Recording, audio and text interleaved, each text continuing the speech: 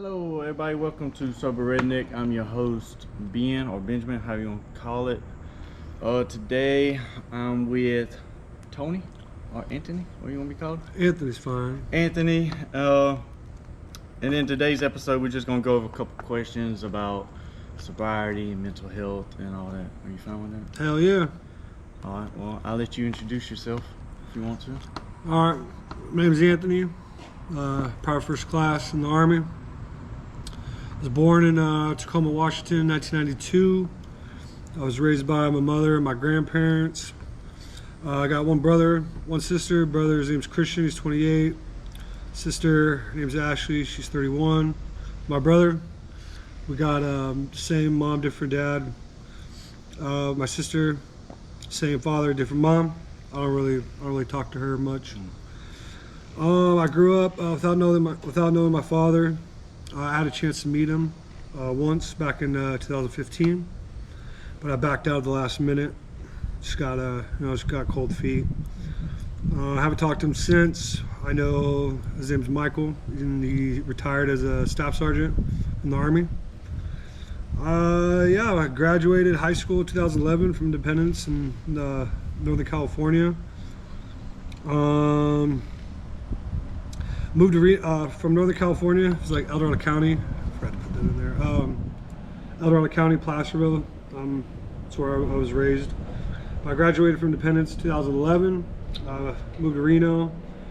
Kind of a little bit right after with my grandparents. I was about like 20 years old. So I lived in Reno for like 10 years, 20 to 30 years old. I was that's when drinking. Got heavily involved in drinking, drugs.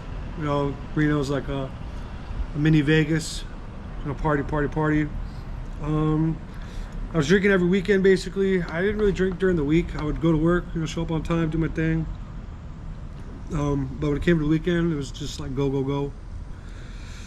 Especially in the summertime, the river's right there, Truckee River, the Lake Tahoe is right a little north. So we'd have summer trips with the family. I always go out there, ride jet skis and drink. Basically just pass out on the beach. It was bad, but it was a lot of fun. And then November 11th, 22, my son was born. Maddox James Olson Valenzano, big blessing. I joined the Army right after he was born, June 2023. Why did I join the Army? I wanted to challenge myself and become a better person. Become a positive role model for my son. And so, now I'm just taking it one day at a time here in the Army. Nice. Yeah. How do you? How was Reno? Reno good? It's good. It has its ups and downs like everywhere else, man. There's downtown is all casinos and bars. Mm-hmm. So if you got that itch, you're down there. I'd be with family sometimes. We'd be walking through, like we go to lunch on a Sunday, and we walk through the casino to get to the restaurant. And my grandma would be like, "Hey, put in 100 or like a 20 or something." Start gambling and then start drinking. And by the time I got to lunch, I'd already be sauced up. But Reno's fun. It's cool because Lake Tahoe's right there. So that's nice. Yeah, it's amazing. So we're just gonna jump right into these questions here. Are you ready? I'm ready. So what does mental health mean to you? It's big. So mental health means to me basically like your overall well-being. Taking care of yourself physically, emotionally, and spiritually. It's very important for your mental health. Also, surrounding yourself with good people is a must. It's a big one for me. But yeah, overall, I'd say just your well-being. Okay. Yeah. That's pretty good. So why is it important to you? Why is mental health important to me? It's important to me because I got maintaining a good mental health. It's essential for overall well-being. It positively impacts work, performance, relationships, the quality of life. I believe if your mental health ain't right, it's a vulnerability state. It's a vulnerability state for possible self-destruction. Just every day is a challenge. But if you're taking care of yourself like you should be, I believe You'd be good. Yeah, Yeah. your mental health should be straight. Self-care is pretty important too. Absolutely, yeah. What are you actively doing to avoid temptations? So that's a big one for me, man. Temptation, I got, like for me, it's a desire to do wrong, knowing it's wrong, cheating, drinking while sober. When I have temptations, I just try to think of what I learned in rehab. I try to think of my core values. If it gets really bad, maybe reach out to friends, ask for help. But actively, I'll go for a walk. Maybe go to the gym, go see a movie, something. Mainly go for walks. I love to walk. Oh yeah, I found walking's pretty helpful for me. I walked like 10-12 miles one day. That's a lot. Yeah, Damn. down by the river and all that shit. Yeah, it's nice. It's good, like meditation and stuff. I never thought of it that way, but it's like a form of meditation, Yeah. self-reflection and stuff. Absolutely. What are some things that make you stressed, and how are you coping with these things? So, stress, like I'd say people stress me out a lot, man. Time away from my son, difficult colleagues I work with. It's every day is a stress with all those things, those factors. How I deal with it, I just try to get through day by day, just do the right thing, get the job done, or my task done that I got for that day. I try to, other than that, try to avoid people. Even though I'm a people person, I try to avoid people as much as I can. Just less interaction, the better. It's just my opinion. I mean, some people might disagree. But especially like with the young guys or young people here, because I'm like the oldest one in our platoon. So it's just like the whole mentality thing is different, Yeah. But I just try to be nice. Just stay guarded with my emotions and just try to do the best I can in managing stress. That's like an everyday thing. Okay. You know what I mean? Yeah. All right. Name 3 things you like about yourself. 3 things I like about myself. Yeah. Say my humor. People say I have a good sense of humor. My personal growth. 3 years ago to now, it's a big change. So I really like that. The changes I made from 3 years ago is good. Attractiveness. I mean, I like looking good, feeling good, smelling good. It's good. First impressions are always important to me. Yeah. But yeah, those are the 3 I got. You tried them contacts yet? No, I put them in. The dude about blue colored contacts is when his eyes are blue. And brown. Yeah. What sense does that make? And brown. Yeah, they didn't really. I told you I put them in, and I just didn't. It didn't seem different at all. How has sobriety affected you in your life? Still on. Yeah, it's still on. That's good. Sobriety has affected me in a positive way. Mainly my family. It's affected them a lot. Mainly, they're proud of me. I feel like I'm almost obsessed with the sobriety journey I'm on. I have no hangovers, which is amazing. I could wake up on a Saturday morning, just no hangover, feeling great. I could tackle anything through the weekend instead of, rather than just recovering for 2 days if I were to drink. It's slowly opening opportunities for me. I know it's gonna continue that if I stay sober. Mm-hmm. But yeah, it's affected me pretty positive so far. Alright, you said you kind of obsessed with sobriety. If you become just straight thinking about sobriety, that could also lead you into relapsing, right? If you get stuck on just, hey, sobriety, it's going to like make you think you probably end up being like a dry drunk or something like that. Yeah, I don't want to do that. Yeah, so I would just be conscious of it, you know what I'm saying? Okay. Of like just trying to, like you could, think about sobriety, but not make it like everything sobriety, you know what I mean? Right. You know what I mean? Just. Oh yeah, I feel it. You know what I mean? I feel you on that one. Where do you see yourself in 5 years? Woo! 5 years from now, Mm-hmm.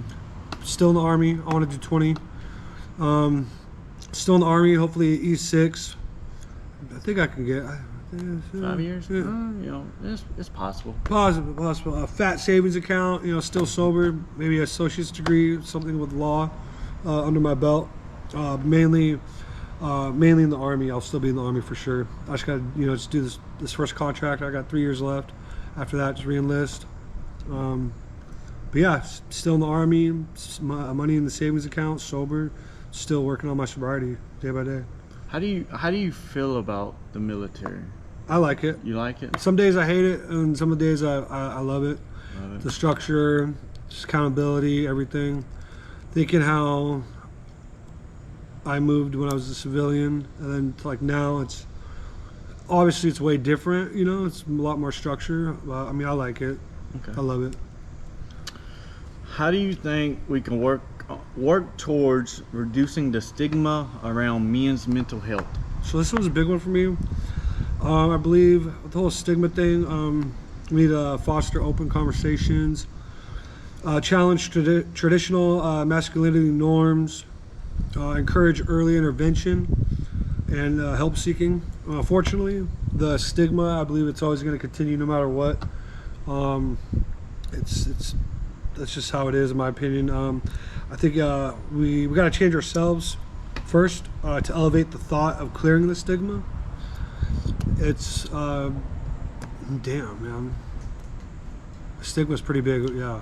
It is, and in the military it's kind of big too, because when I was coming up, people always say that, well, if you went to sick call or any other thing like that, you was being a little like a bitch and whatever, and they mainly just said, suck it up, buttercup, keep on, you got this. And that's what majority of people do, and I lost a lot of friends and stuff due to drinking the Kool-Aid and sucking it up, buttercups. So like, if like us in the military would promote it better than what it is, yeah, I think it would like reduce it, not get away from it, but it would reduce the stigma to go seek help.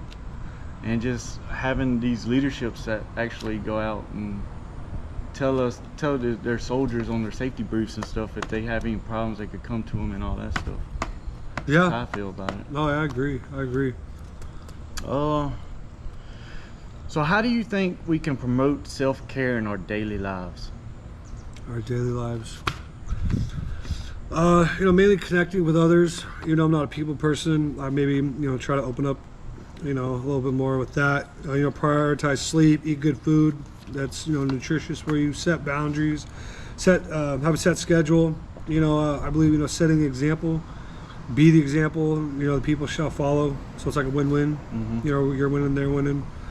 I believe like maybe like some people might not agree with it. You know, like maybe they might say, oh, you're glorifying this too much, you're glorifying that too much, when mainly, you know, we're just trying to just help people. You know, we're just trying to get it out there. You know, there's people out there that need help, but they just either don't know how to ask for it, or they're embarrassed to ask for it, or they're scared, or, you know, they, like you said, you know, oh, if I go ask for help, you know, I'm gonna look like a baby. You know, I just, you know, everybody thinks I'm this tough kid, but if I ask for help, it's not gonna look good. You know, that's a big one.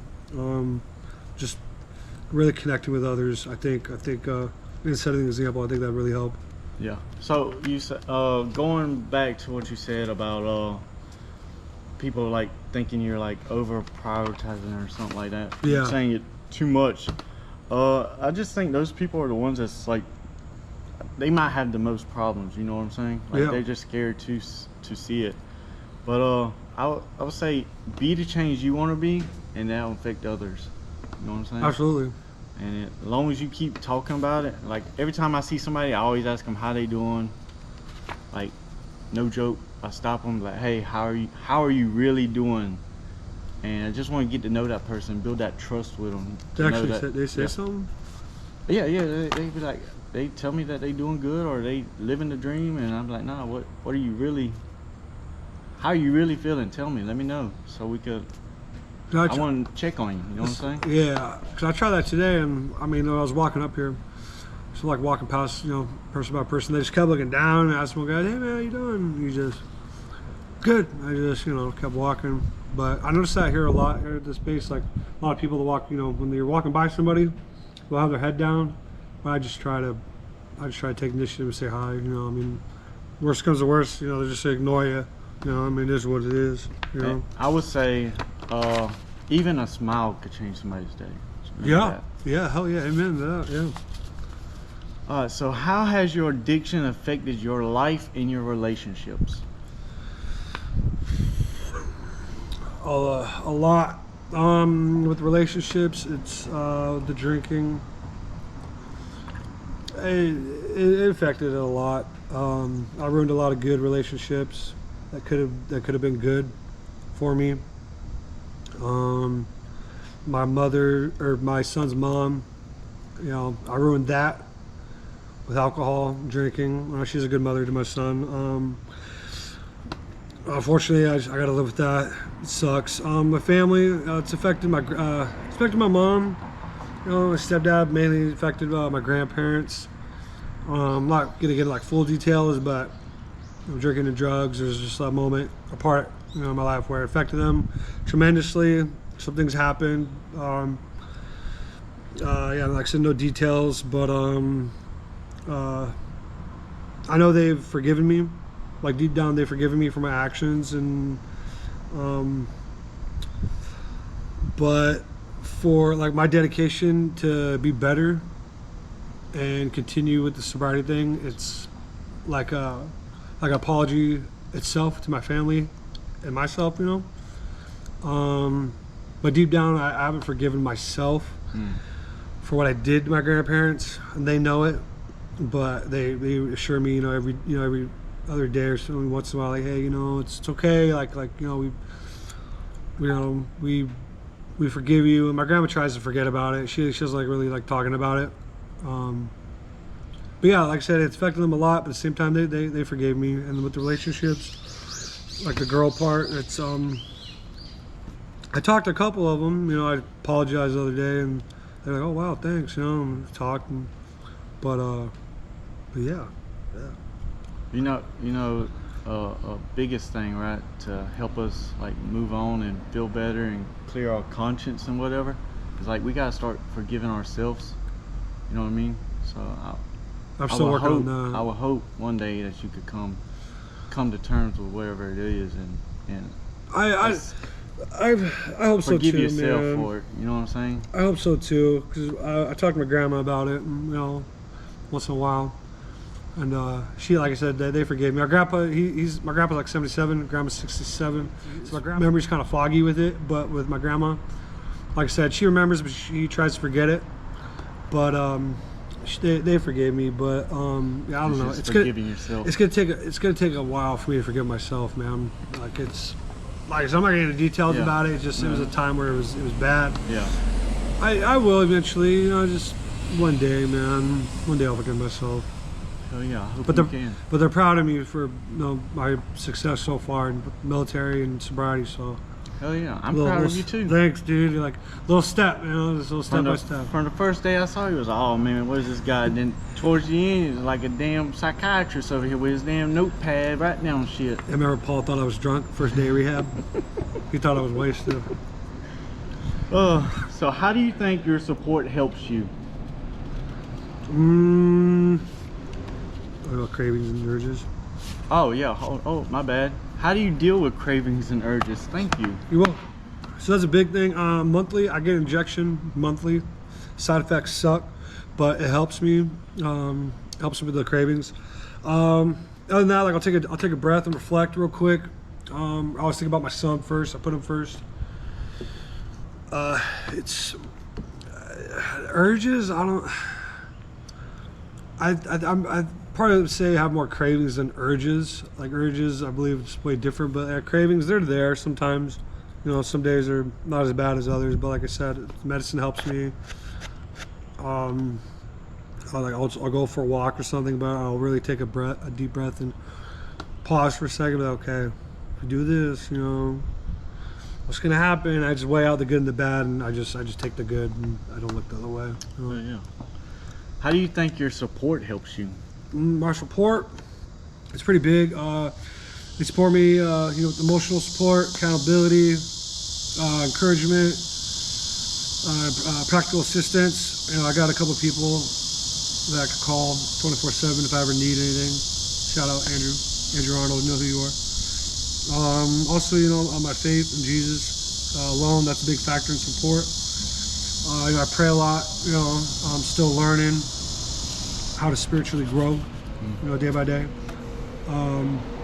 The family, they're always there to support me, and friends, people I've met.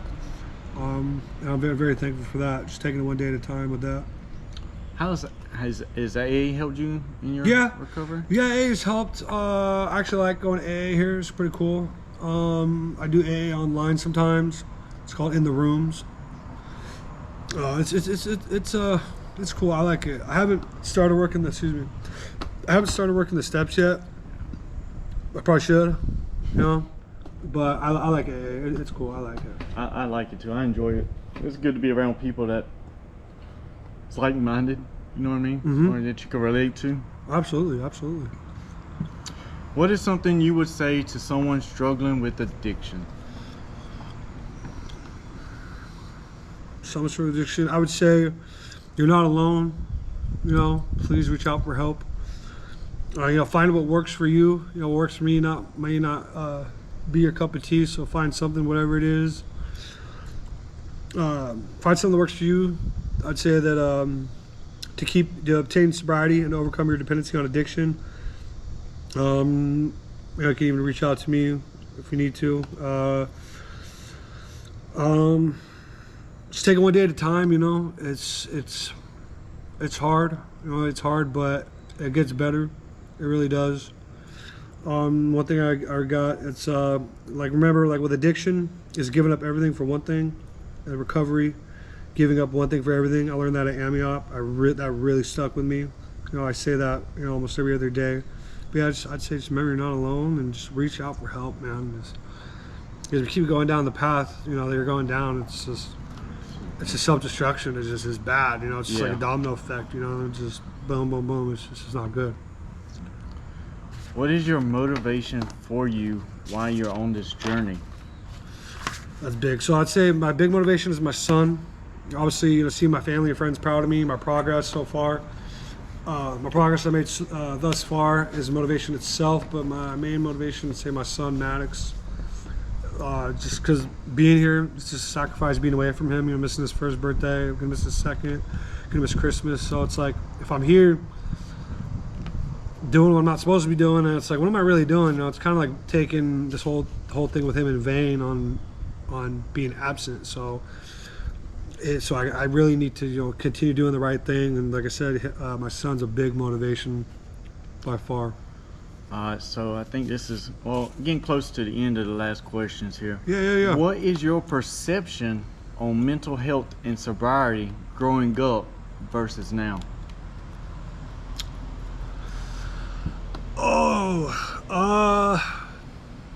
Damn. That's a hard one. Yeah, I didn't write that one down. You ain't got that one, or the next one. No, damn it. Growing up, I knew there was AA and all that stuff. When I was 21, I knew it was there, but I didn't really think I had a problem.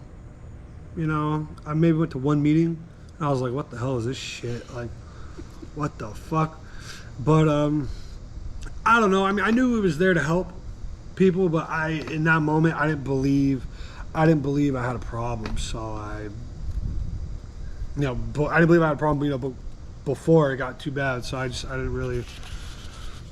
I knew, like I said, I knew it was a good thing, but I just didn't really gravitate towards it, And then now it's just like a mind blower, especially with Amiop, and everything. I'm very grateful that I made a decision to walk into behavioral health and be like, "Hey, I need help," because I didn't get in trouble. Yeah. For drinking, I didn't get myself in trouble or anything to ask for help. I just woke up one day, I was like, man, I need some help. I gotta do something. So the whole perception thing with it now, I think it's a really good thing. It's there for people who need help. It's open. Even if I like how you can go to a meeting AA meeting or NA. You could just go there. You don't have to share if you want. You could just listen, just get a feel for things. And if it's for you, it's for you. And if it's not, then, like I said, maybe find something that works for you. You know what I mean? Hell yeah. So last question. If you would like, would you mind telling us your rock bottom or what made you decide to get help? You kind of already hinted on it a little bit. You just woke up one day and just say you was going back, you going to go to behavioral health. Well, I had my rock bottom twice. One was right before I joined. It was bad. It was horrible. I kind of hit it. And I just kind of was at like a stagnant, neutral place, and then signed a contract, and it took 6 months to actually get shipped out. So I was just kind of stagnant with it. Like I knew I had a problem, so I slowed down, but I was still kind of like neutral. Mm-hmm. And then I joined, right? And then I got here to Korea, and I just, right when I got to Korea, I just hit the ground running. I'd go out every weekend, spend money I shouldn't have been spending, staying out till like 3 in the morning, bad. Go out Friday night, wake up Sunday morning, had to recover. Or no, go out Friday night, wake up Saturday morning, got to recover for 2 days in a row, don't get any work done, no gym, nothing. It's just, realize after doing it for so much for a couple months here, and then realizing like, hey, I've spent this amount of money. What am I doing? This isn't why I'm here. I called my mom. I called her one time at like 3 in the morning. We went through security. She sent me the voice message. I called her. I left her a voicemail. I was crying, telling her how unhappy I was. I didn't want to be here. What am I doing? And then she called me next morning and she ripped me a new ass. Like, hey, you're there for a reason. What are you doing? Like, get your shit together. So she really lit a fire into my ass to kind of walk into behavioral health and just surrender. Just be like, I need help, man. Like, I need some help, because if I don't get help, I'll probably just gonna get kicked out of the Army. And if I get kicked out of the Army, then I got no plan B as of right now. And it would have been bad. It would have been bad. It was so bad that I would get so drunk. My buddies did want to go home. This happened when I was a civilian too. But here, they'd want to go home, and I'd be like, no, man, I got it. I'll pay for it. Let's stay. And they didn't say no. They're okay. But yeah, that was a rock bottom. Just spending the money and just not getting anything done on the weekend. Just being tired. I didn't drink during the week. I went to work, showed up, work on time, everything, but. Yeah, that was my rock bottom, man. And so I went and got help April 13th. That's when my sobriety day started. That's when I went and got help for SETC. Nice. Yeah, now I'm here. So your mom, she seems like, because I heard you talk about her in the program too. Yeah. She's pretty big on supporting you and making sure she's kicking you in the ass, making sure you're doing shit. Yeah. She's my mom's my best friend, man. Because like I said, I didn't have a father growing up. Mm-hmm. My mom, she married 2013. She got married to Ralph, my stepdad. I call him Pops now. He was there. He was like a father figure. But like before that, nothing. But she he treated me right, treats my mom right, treated me and my brother right when we were kids. But yeah, she's my best friend, man. Like I tell her everything. I'll call her, like this happened today. I'm having cravings, Mom. And she'll either give me like the good advice, like hey, and then sometimes she'll tell me something. I'm like, this is what I like. It irritates me. I'm like, I didn't call you for this. Like, what the fuck? Like, tell me what I need, what I want to hear, but she'll tell me what I need to hear, So it's. Yeah. But I'm very thankful for her. She's a big part of it. Your moms, they could be trouble. Yeah. I tell you, my mom, she's going with this 12-month sobriety thing too. And when I first told her about doing the drug test and stuff, she was trying to give me ways to still drink and still pass the drug test. And my dad kind of was like, "Hey, he can't be doing that shit." No. So I was like, I can't listen to you right now. Yeah. Give me some other advice. I feel it. Well, so towards the end of the show, I would like to give you the chance to say some closing remarks if you want to. Yeah. First of all, I want to say thank you, dude. Thank you for having me on this podcast. This episode. It's a first for me. I know it's not a first for you. It's first for me. Oh, the interview? Okay, Yeah, the interviews. I've just interviewed myself. You know, that's pretty easy. Yeah, dude, thank you. I'm beyond grateful. You know, I wrote a little something. You know, I just want to say, you know, thank you for this opportunity, for, you know, letting me share my story, you know, passion for mental health and recovery. You know, my personal journey has taught me the power of resilience, you know, the importance of support, and the transformative potential of hope. Even in the face of stigma and misunderstanding, I believe that my lived experience, combined with my professional skills, uniquely equip me to make a meaningful impact on people. Even though I'm not a people person, but, you know, I'm working at it. I'm deeply grateful for the unwavering support of my family and friends, you guys I met in Amiop. I'm very excited to channel that gratitude and empowering others to overcome challenges, break down stigma, and build healthier and more fulfilling lives, man. Yeah. That was beautiful. That was beautiful. So for closing, I would just say, hey, remember being honest with yourself. Absolutely, yeah. It will help you be honest with others. I mean, it's painful. It is painful. It hurts sometimes because you have to really be honest, and it's always easier to help somebody else or give somebody else advice, but it's harder to give yourself advice. That's what we need to start working on. Sometimes I'll give people, like, I'll give good advice, and they're like, man, that's some solid shit. Like, do you follow, like, you should follow your own advice. I'm like, yeah. See, we be giving good shit out. You know what I mean? Like, you know, it's, yeah, it's, you know, just one day at a time, man. Yeah. One day at a time. And then I would say, just remember, it is your choice. Whether you want to be sober, absolutely, or drink. Agree 100%. We're either working on sobriety or we're working on relapse. Exactly. Or working on recovery or working on relapses. At the end of the day, it's your decision. Like you said in Amiop, you can lead the horse to the water. Can't make them drink. Can't make the horse drink it. You know, so it's, you got to really want it. It just depends how bad you want it, and when you want it, just take it, hold on to it, and just do your best, and just reach out for help. It's the main thing, reach out for help. Yeah, before we go, would you like to shout out any social media that you have, if you want, so people follow your journey, or you got any apps, workful apps that you got that could help somebody? I mean, I got my Facebook, Instagram, not really.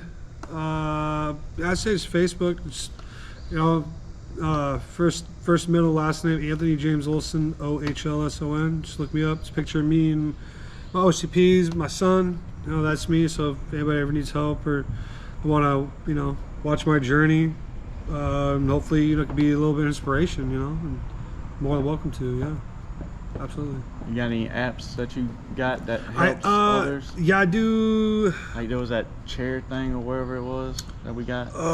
There's In the Rooms. There's an app called In the Rooms. It's online AA. So if you don't feel like going physically there, you can do that. There's there's Sober Time that tracks your sobriety, has milestones and everything, and it gives you motivational quotes every day, which is pretty cool. The chair thing, dude, I wrote it down, but I threw the paper away. Because it was like, y'all couldn't find it on Android, but it was on Apple. With an iPhone, you can find it. Oh, dude, I'm 3 months sober today. I hit a milestone today, too. Man, I was going to start that off, but it's today, dude. Big 5-0 for me. Hell yeah. So I'm going to get do you get a coin for 50?